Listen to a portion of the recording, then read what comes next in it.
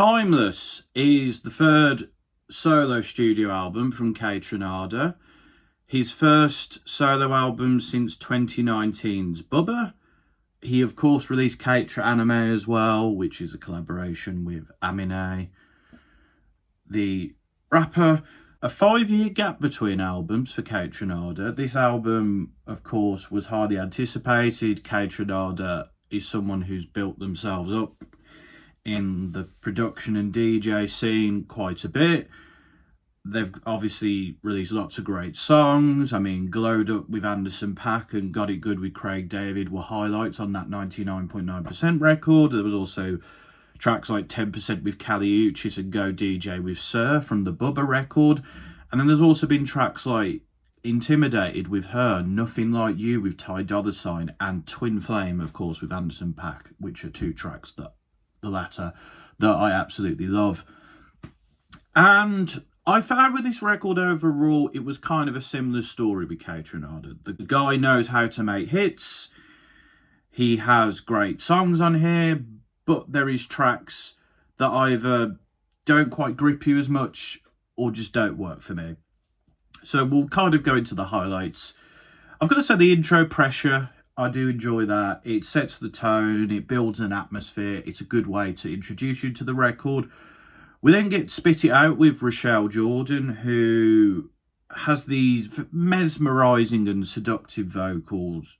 Really great for this type of song.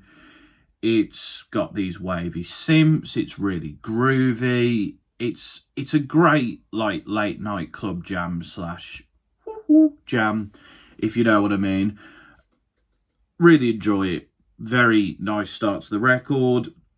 This is followed up though by Call You Up featuring Lou Phelps, who gives this like okay kind of generic verse with this like staccato flow, you know, beat the down below up, put it in a cemetery. It's kind of an overused lyric at this point. It's just a bit like, okay, mate. The production feels kind of repetitive as well. It didn't stand out too much to me outside of that line, which also doesn't stand out to me, but yeah, it's one of the low points of the record. Weird featuring Duran Bernard, brilliant. Love this track. Love Duran's vocal inflections and his performance matching the track so well. Those like ahs and those listen to the track. That will give you like the display of that performance, because it's a very good performance. I love the funk influence. I love the groovy synths. This track's just a lot of fun. It's weird, and as a weirdo, I can tell weird. Weird is good, and this track is also good. Oh dear. Love it. Love this track. And Dance is another one of these instrumental cuts. It's a fun little interlude. Does the job. Keeps the pace up. Nice little house track. Does the job. Feel Away is another one of the weak points on the record. Don Toliver just really sounds out of it. Doesn't sound like he wants to be there or isn't in the right state of mind. The instrumental is a bit repetitive. Lacks the sauce, really. Yeah, it's a very skippable, forgettable track, to be quite honest. We then move on to Still with Charlotte Day Wilson, who has collaborated with KAYTRANADA before. Love the chilled piano melody here. It really matches Charlotte's like soulful delivery, but Charlotte flows over the beat really nicely here.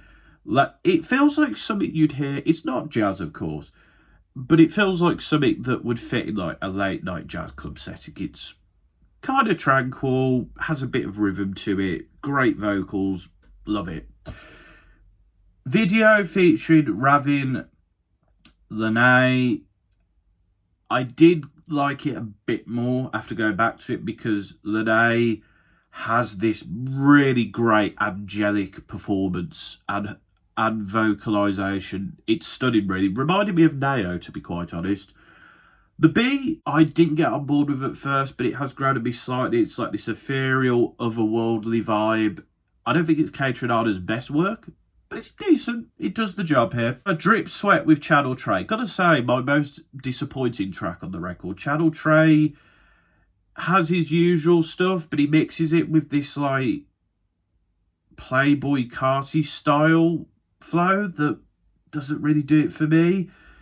And to be honest, the beat doesn't match what Channel Trey's trying to do. It's like this like obtuse, chaotic, like kick drum, old school hip hop style influence. And I've got to say again as well, the like stop starts of the beat towards the end of the track, they really take you out of it. Yeah, I don't like this track. It's I don't know what happened to it. It just didn't work. It just didn't work for me. Stepped on.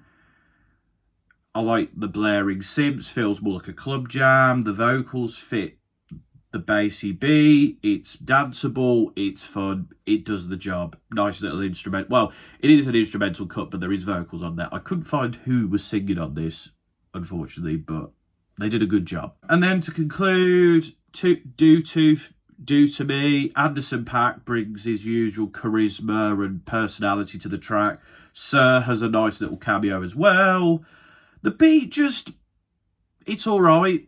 It's enough for me to say that this track can be played again.